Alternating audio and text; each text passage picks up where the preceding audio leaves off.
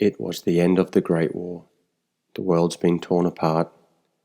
Nations, sons returning with stories, scars, and broken hearts.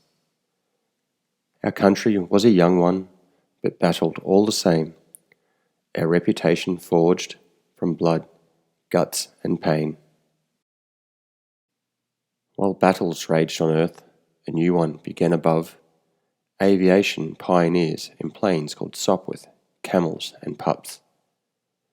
Two Australians of note were Hudson Fysh and Paul McGuinness, took these new machines and flew them to the finish. Decorated veterans, they returned to our shores, with one eye pointed skywards, determined to open doors. Their dream was aviation and connecting this great nation. From cities to the outback, they would link our population.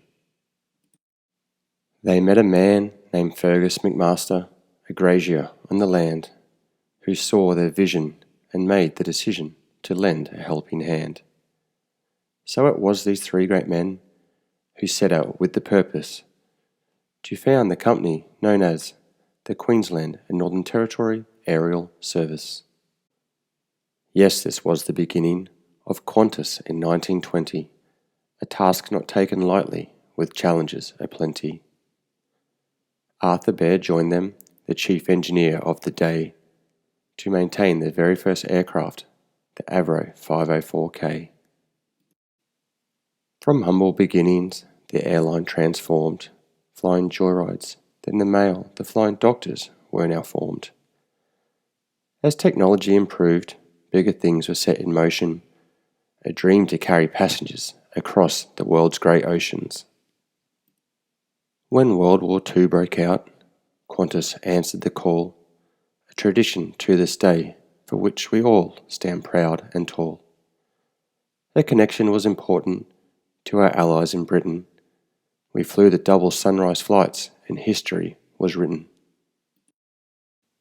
Post-war in the 40s, we took delivery of the Lockheed Constellation, with dreams of glamour and first-class flying spreading across the nation.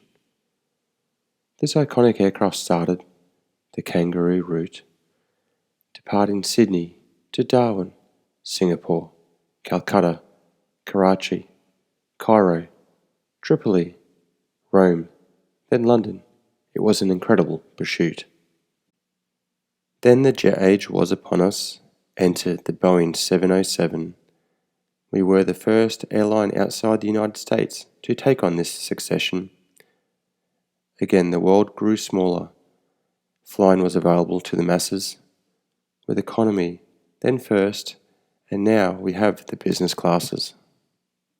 But who could look past the 747? She was the queen of the skies, with elegant lines and 4 turbines. She was a dream in pilots' eyes.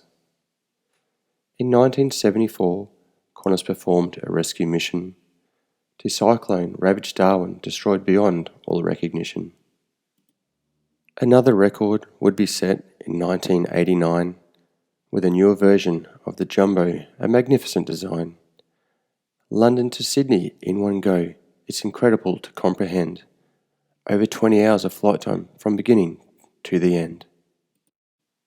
So here we are in 2020, our centennial year, flying the Dreamliner, and Project Sunrise was oh so very near. But our wings have been clipped, our fleets have been mothballed. It hurts the pilot inside me that all our dreams have been stalled. But look back throughout the century, there have been hurdles aplenty. From World War II to COVID flu, Qantas' spirit is not empty. So we bide our time and take this hit firmly on the chin. We turn to our mates and share a tale of how lucky we have been. The Qantas story is not over. There is history yet to be written. Despite the current challenges, now is not the time for quitting. So raise your glass to Qantas as it hits the magic ton, and look to the skies above as our story has just begun.